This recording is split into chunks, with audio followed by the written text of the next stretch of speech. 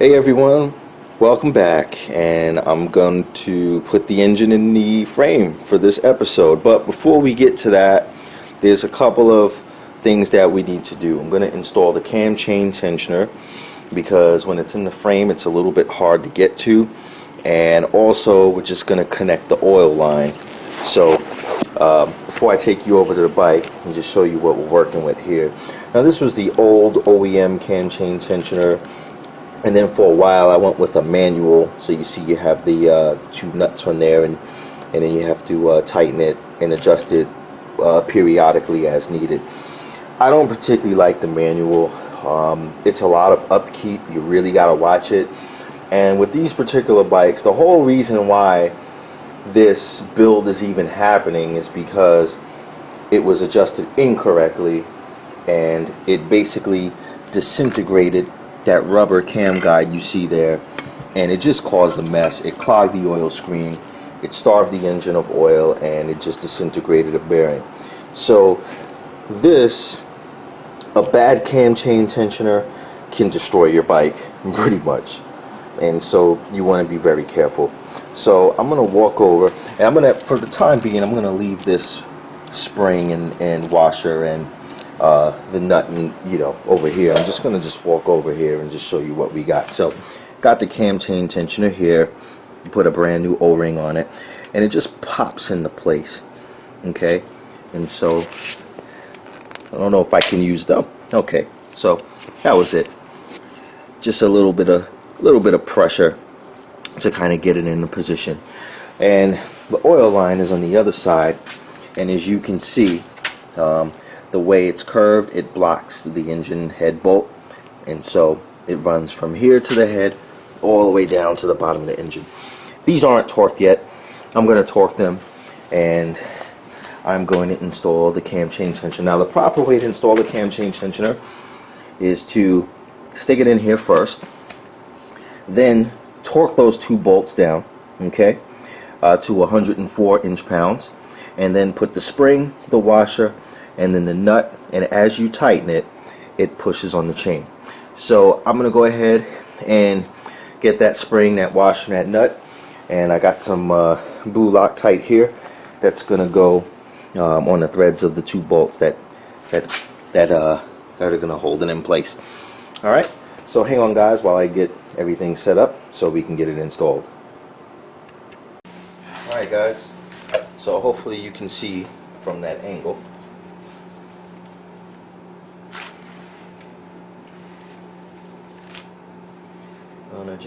Oh, that shot out a little bit quicker than I wanted it to.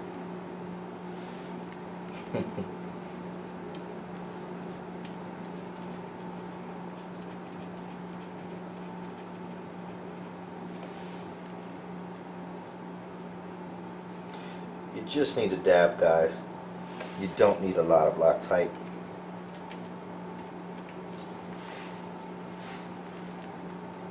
Totally made a mess of that. You guys can't see from the angle.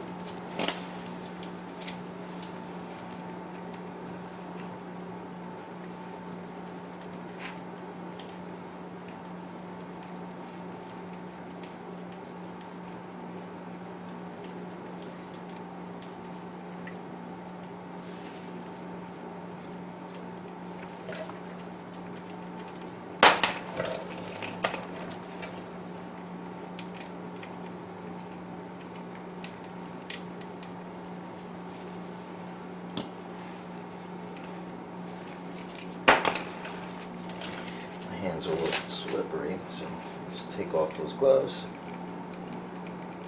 just so I can do it hand tight first.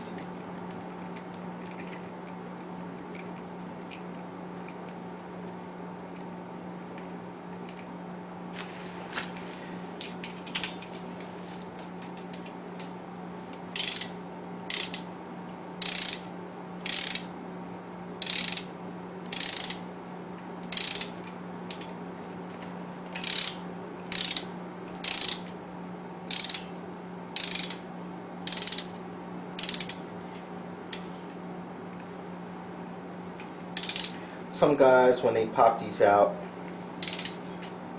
they've been known to install them incorrectly. they leave the nut and the spring on first, and then they try to push the rod down and install it, but that's actually incorrect. So you can actually cause problems down the road.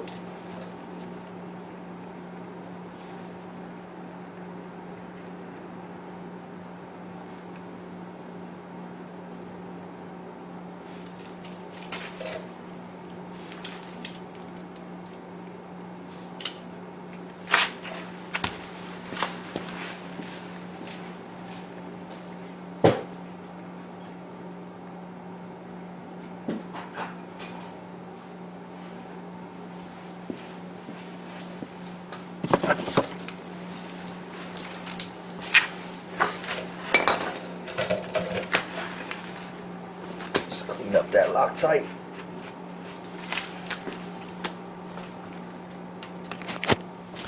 I'll bring you guys over here real quick. So if you take a look at that spring, there's actually an opening for that spring to kind of get in there, and you're going to just push that in. You can hear the cam guide moving. Push that in and just try to get it to catch on the threads. Alright, so I'm going to sit the camera down. I'm going to get to work on that.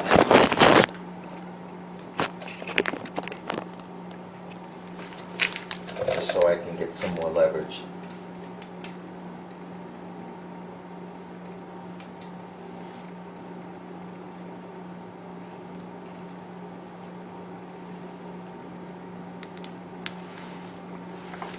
There was no torque spec provided.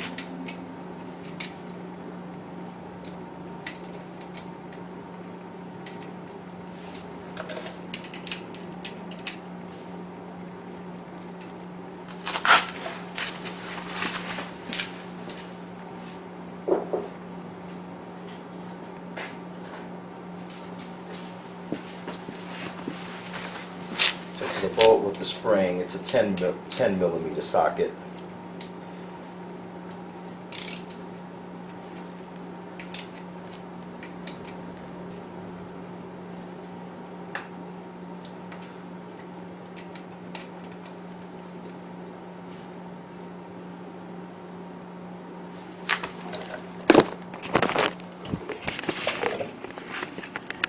And that's it.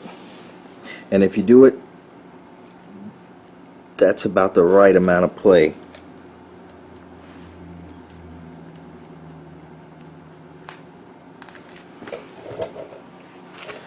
So that's it, guys. Cam chain tensioner is installed.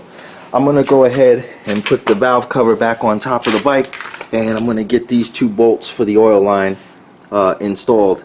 And once we do that, I'll set the camera down so you guys can watch me get it mounted in the frame. I'll be right back.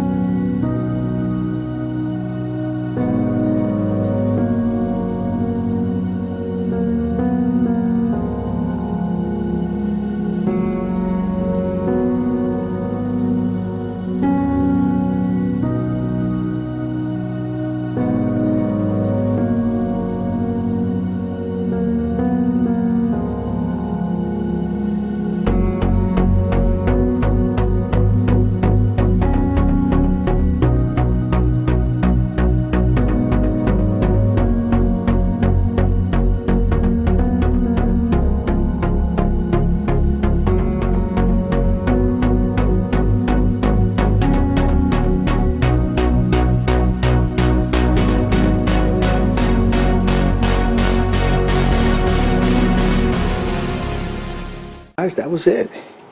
Easy as 1, 2, 3. It literally took me about 10 minutes to get it in. Super easy. Using this jack here. Left some stuff off the motor just to make it easier, like that transmission cover. I left the alternator off. On the other side, I left the clutch off and the oil pump and all of that. I'm going to put that stuff on later on. But really easy. You got the 2 bolts on each side.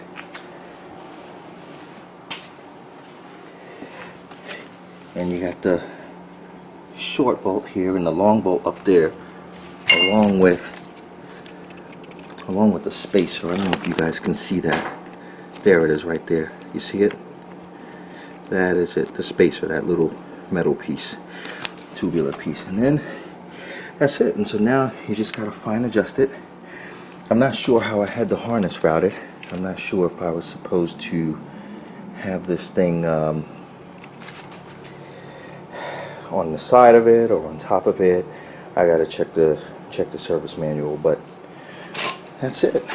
So the engine is mounted. I'm gonna go ahead and get everything torqued down, and once I get everything torqued down, we'll be done with probably this episode, and then everything else will just be fine-tuning it, getting the wheels back on, and so on and so forth. Make sure that thing doesn't fall off the stand, and we're golden. So that's how easy it is to install a motor. I know a lot of guys struggle with that, but it really is easy if you use a good technique. So I'm going to pause the camera now and just bone up with a few things and say some final words for this update. Engine's in and the airbox mock-up is in. Right now I have the 2 snorkel race airbox in, not the 3 snorkel. And just to give you a good idea of how it's coming along. I didn't torque the bolts yet. I'm going to do that now, but since I got the mock-up going, just wanted you guys to get a good look at it. She's coming along quite nicely, guys. I'm really psyched about it. So heading into the final stages of this build. And obviously the cosmetic stuff is going to be the final phase. When I got my fingerprints all over that frame, I'm going to have to clean that up as well. But that's okay.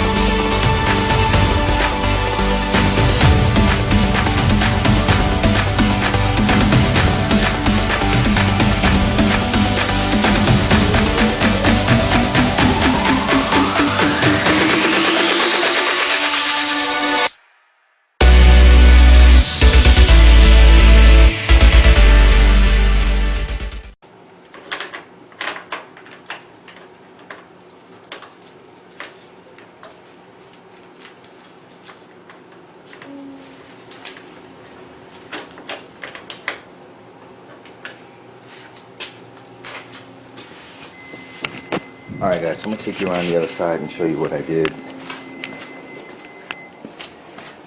I basically just anchor on a wrench in the correct spot.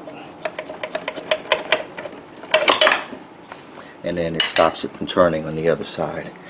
Same thing up here. I'll put it in here and it'll start to turn, and then the wrench will get anchored on there and it won't turn anymore. So quick little technique that I use to get the right torque. So I'm going to do the same for the top, and the engine will be mounted. I'll be able to pull the stand from underneath it. That's it for this update. Just gonna give you guys another walk around.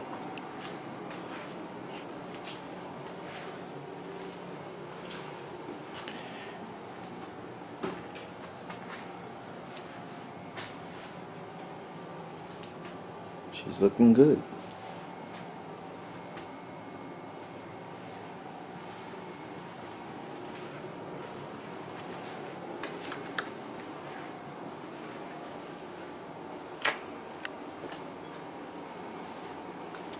So over the next few days, we're going to be cleaning up the wiring in here, installing the coils, and the oil pump, and the clutch, oil pan, alternator, all that good stuff. So these are the final parts for the build, and that's it. So on that note, I'm going to end this episode. Hope you're enjoying the content. Thanks for watching.